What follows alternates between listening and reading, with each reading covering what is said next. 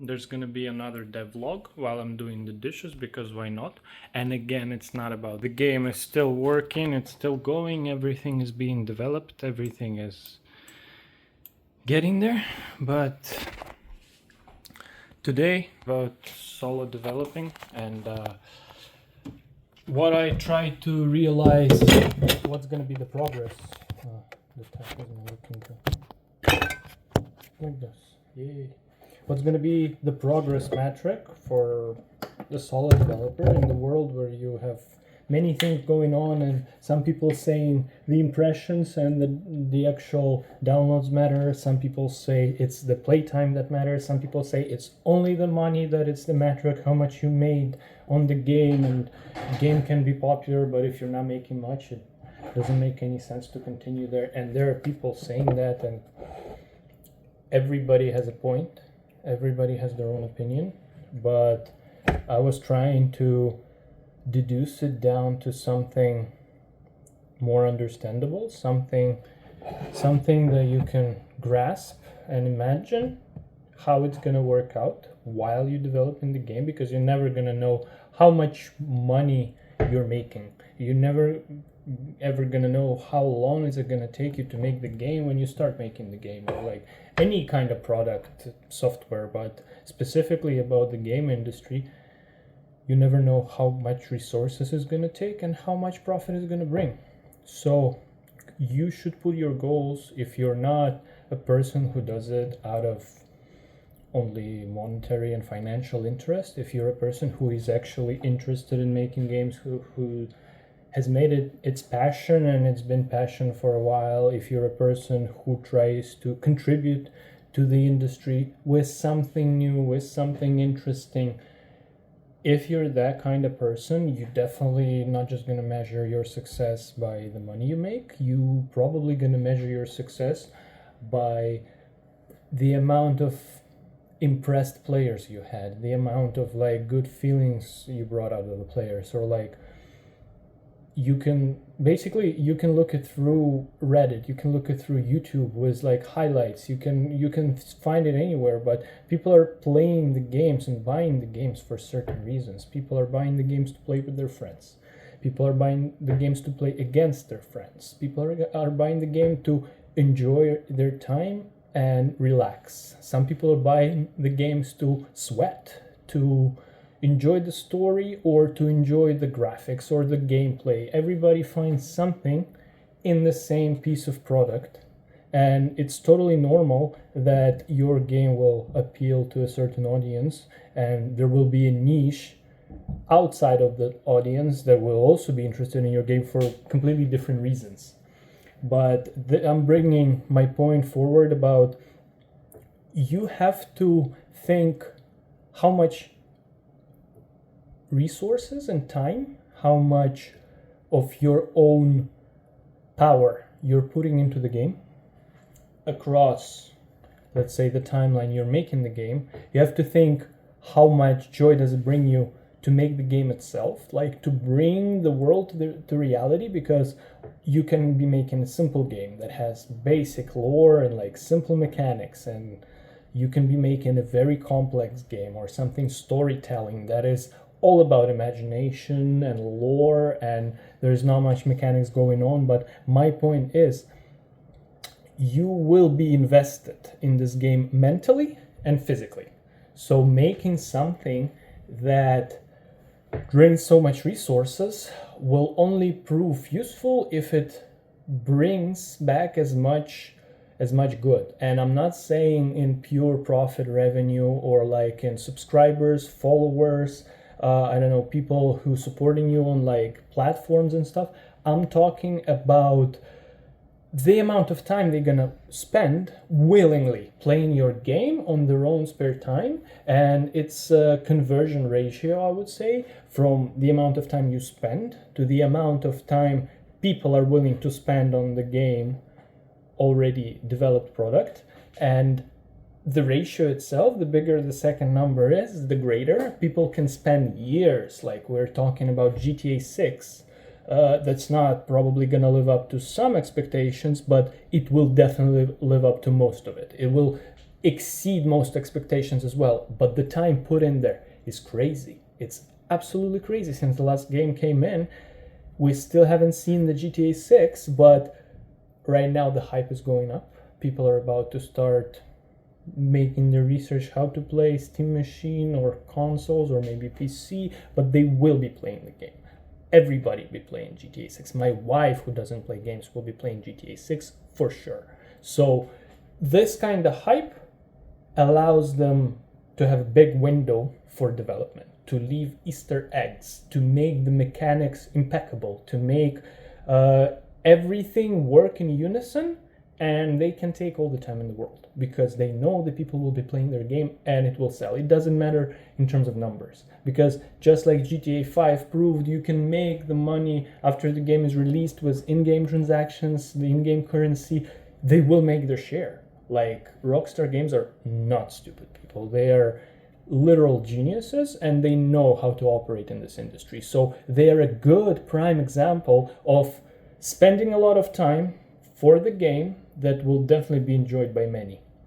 Indie developers are in a little different position, because even if you do your market research, even if you do, if you check out what's popular in Steam right now, or even if you take the different direction and you make what you like, even if you go out of like pure passion of the heart, you still end up in not knowing how many people are going to play your game.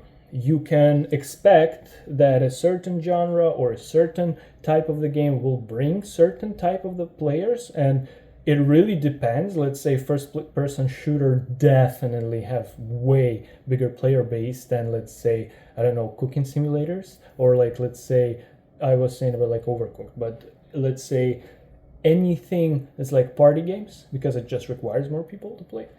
But my point is, people with vast interests, if they take an interest in your game and they start playing it, they basically covering the hours that you've spent making the game. The more people you can appeal to, the better. But even if the game is niche, but very interesting, very captivating, and you put a lot of hours, maybe it's replayable, maybe it's not replayable, but story is worth telling. It's like two good examples of games that stick is one game that is repeatable, like let's say Hitman. We have a beautiful Hitman franchise. You can play same level over and over and over and over again. It will be different outcomes, and that's what I enjoy about this game. This is a prime example of a very, very good game that is repeatable. It doesn't get boring from being repeatable.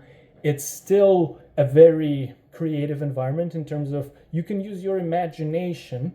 Every time you play this game, every time you hear a piece of dialogue, your brain starts thinking, okay, this lady's like waiting for tickets or something. But the game is saturated enough for you to replay it again and again and again and again, not for the story, but for the progress. Obviously, there is a tie between a story and the progress together. You open like special kills and stuff. But my point is, this one kind of the game where you can repeat and let player enjoy this game for a very long time. It's going to be the same player playing for hundreds of hours like I did, but you can do a simple short game that is a very deep in story, so deep in story that people will go and say, oh my god, you know what I just played? You gotta check out this game. And it will go viral from the idea inside the game. It will probably be never like replayed, or maybe replayed once or twice by regular people. Maybe fans will be playing it daily, but I'm talking about regular customer. They will be trying it out once, twice. They will enjoy the story, but the biggest point here is they will go and tell somebody about the story. The story itself in this game is so great, it doesn't need to be replayed. It just need to be conveyed further so somebody else gets to enjoy this kind of an experience. With repeatable games, you do the same. But you enjoy this experience over and over yourself. With the story-oriented games, you go and tell others, which results in basically same amount of human hours covering for your development time, enjoying the game and bringing that ratio up. But it's a very different approach. So my point here is we definitely on the crossroads. I have a mobile game that I made 3 days ago on stream, and it is crazy in terms that everybody I'm showing this game to, I'm giving the link or like the application file, people are like, it's stupid and fun at the same time. It's so much fun, it's stupid, and it's so simple, it's fun. And that game didn't take me much. Yes, I had an idea for a while, but I just took that idea and I'm like, bam, I'm gonna do the sprites, I'm gonna do the music, the sounds. I know exactly what to do to build up the tangible experience that you can try. And then I'm gonna release it very soon. I'm about to do some advertising inside the game. I want to do the extra life with ads. I want to do the in-game store for in-game purchases, because it's a pretty simple monetization strategy because it's a mobile application. I wanted to make some money. I need money to fund my actual game that is so complex and so hard that I honestly haven't had the reviews, people saying, oh, it's this good and I like it, because I mostly hear people saying there is something to work on, but this is an enjoyable experience that is tailored to a few, that not many people will find it extremely interesting. Not many people will be able to play it because how complex it is, because it's a very mechanical demanding and skill demanding game. It takes calculations, it takes some predictions to play this game, but it's an interesting experience for the few. But now I'm hearing feedback for the game that I made in basically 2 days, and it's blowing up. And I feel like you have to chase every opportunity you have. For me, it's a good starting point to build up my name, because if I get some people playing this game and then I simply put like a link or a Patreon or something for my actual game into this mobile one, I'm gonna get some audience, and maybe I will be able to snowball this audience into actually supporting the game that I've been making for a while now, instead of just simply tapping on the phone. But everybody has their own priorities, and not many people are going to be playing mobile game who are actually interested in the games or gaming at all, because mobile gaming is different. People are just like, mine is literally a time waste. It's a trap where you just like, you gotta try another time. You just cannot stop playing this game, because as soon as the ball drops, you gotta try another time. I'm gonna link the Google Drive to this video, so anybody who's seen this video, probably nobody, but you will be able to download it and check it out for yourself. Soon it will be on the App Store and it will be on the Google Play Market, but for now, this is my best I can do, because this video is still very early. And to summarize what I was talking about, like about myself, about everything, is I'm trying to justify making such a complex and mechanically demanding and interesting game. It's filled with lore. It's filled with lore. This lore is quite hardly conveyed in this game because of the specific like genre. It's an auto battler, so inside the auto battler it's very hard to build the lore. It's not natural as like in any exploration game and stuff, but it's still there. It's still possible. It's still a very huge universe I've been developing for a very long time, and I wanna basically, when I'm ready, put out the wish list, put out the demo file. I want to justify this game just by bringing as much attention to it as possible. That's why I think using mobile players, as little as they come, maybe 0.01% from anybody who would be playing that game would convert. If they would convert to this game, I think this is a win. This is a bingo, because it's a support of me as a game developer, because it's a one step further from just like buying something inside the game, financially supporting me. Person is actually getting interested in what's next, so they're gonna be looking for the next game, and maybe when they see the next game come, and even if they don't like it, they already be seeing that I'm working hard and I'm like putting my time in towards developing the games, and maybe they will be supporting the next big project, which is even bigger than this one, and it's going to be in VR. And it's a very hard thing to finish, because I've been starting over and over, and I've been starting in Unity, in Unreal, I've been starting on the bare bones engine from C++, and with whatever many approaches, I couldn't find the right one yet, but I will definitely find one, because eventually when this game, the Portals, the main game, will come out and be released on Steam, I will focus totally on Gentle Beast League, which is the grand game, and I will be able to put most of my resources, most of my time, and most of my audience and people who are actually interested in the game towards the new game, so we can make it as a more of a community phenomenon, because the game is vast. The game is cyberpunk style on different planets, and it's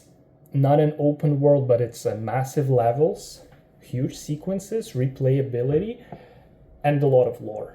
A lot of lore. It's so much lore that there are gaps that will be filled by players, that there are gaps will be filled by people who participate in developing the game, in supporting me while I'll develop the game, because most of those ideas are grand, and they are mostly have the light shine upon them, but they never explored fully. But the universe calls for a deep lore, for deep exploration. And that's why I believe that eventually in that game we will be able to reach the point where community, with their own approach, with their own ideas, suggestions, work together with me, and we basically collaborate on the game. And also that next grand game, the Gentle Beast League, is going to be the first game that I'm not going to be developing all by myself, because even the Portals that I'm developing right now, it has a bit of collaboration. It's a non-financial collaboration. I'm just taking the best people I know to help me create this game, like voice actors, for example. Some of the voices I cannot reproduce. Some of the voices I'm not willing to use AI to create. Some of the voices require so much character, so much acting, that I would definitely be using voice actors. And gladly I know some, and it will still be in a way that they help me out, and it's a solo game that I develop all by myself. But the next game will actually be a bigger project with probably 12 people on board. So far, that's the number that I have in mind, considering everything we need covered in such a huge game, considering it's a VR, it's a first-person VR, and it's a 3D environment. It's a huge 3D environment. There's a lot of processing, there is a lot of level building, there is a lot of small details, because I want to make it as interactive as possible. I want to make it like, I don't want to make an open world game. I want to make a smaller game, a smaller level that you can explore to the max. I want to make a smaller level that you can go nook and cranny, check everything, pick up everything, throw, hide, blow, do whatever you like, affecting the environment, affecting the NPC who are in the game, because I also believe by the time I will be developing the artificial intelligence for those NPC, it will jump so far up from where we are now. It will be way better than the recent PUBG AI footage that I've seen. It will be way better. It will be like an actual NPC. It's gonna be a character with its own ideas and its own timeline of life. Basically, every character will be doing something during the game, and I know there are lots of games coming in right now that are very, very similar to what I will be making. I still believe that my game is completely different. I still kind of believe that visually it might resemble certain things, but at the same time it has distinct, completely unique style, and the idea behind it is also pretty grand of the universe. It's nothing connected to the rest. There will be probably no crossovers, nothing like that, even though potentially there is a possibility for that, because how both universes are built and how interdimensional travel is working in both lores. but at the same time I don't want to oversaturate one together with the other and make it too complicated. I want to be standalone projects. That's about it.